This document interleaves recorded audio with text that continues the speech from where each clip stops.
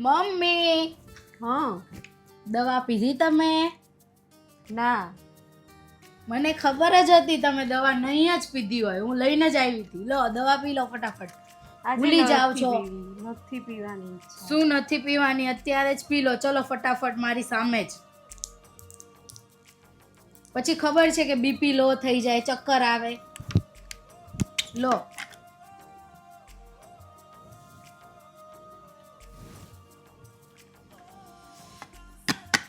મને ખબર જ હોય તમે ભૂલી જ જાઓ અને તમારે પીવી તો ના જ હોય. દવા પીવાના ચોર છો તમે. તું પણ મારું કેટલું ધ્યાન રાખે છે. પહેલા તો બધા વાતો કરતા હતા આજુબાજુવાળા કે છોકરાની વહુ આવે ને એટલે આપણને હખે ખાવાય ના દે, હેરાન કરે, અને જેવું આપણી દીકરી રાખે ને એવું તો વહુ રાખે નહીં. પણ તું તો અલગ જ છે. મારું કેટલું ધ્યાન રાખે છે. ટાઈમે ટાઈમે ખાવાનું, દવાનું, અને મને અત્યારે તો એવું લાગતું જ નથી કે મારે દીકરી નથી. પણ મમ્મી, એવું ના હોય. બધી છોકરીઓ સરખી ના હોય અને બધી છોકરીઓને સારું જ રહેવું હોય, પણ ક્યારેક એવી પરિસ્થિતિ થઈ જાય કે એવું થઈ જાય તો બોલાઈ જતું હોય. પણ હું તો એવું જ માનું છું કે મારા મમ્મીને હું મૂકીને આવી છું, પણ તમે પણ મારા મમ્મી જ છો. મને તમારામાં મારા મમ્મી જ દેખાય છે અને હું મારા મમ્મીની સેવા કરતી હોય એવું જ મને લાગે છે. તો પછી મારે તો તમારી સેવા તો કરવી પડે ને.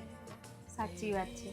અને મમ્મી, હું તો એવું પણ વિચારું કે કદાચ આ જ સિચ્યુએશન જે બધા કહે છે આવી ખરાબ હોય, આ તે હોય, તો હવે મારા મમ્મીને જ કોઈ એવી છોકરી મળે કે એવું કંઈ કરે તો આપણને કેટલું દુઃખ થાય. તો મને તો એમ જ થાય કે હું કોઈ સાથે એવું ના કરું. અને મમ્મી, તમે તો મારા મમ્મી જેવા છો, તો તમને તો હું પૂરેપૂરી સેવા કરીશ જ.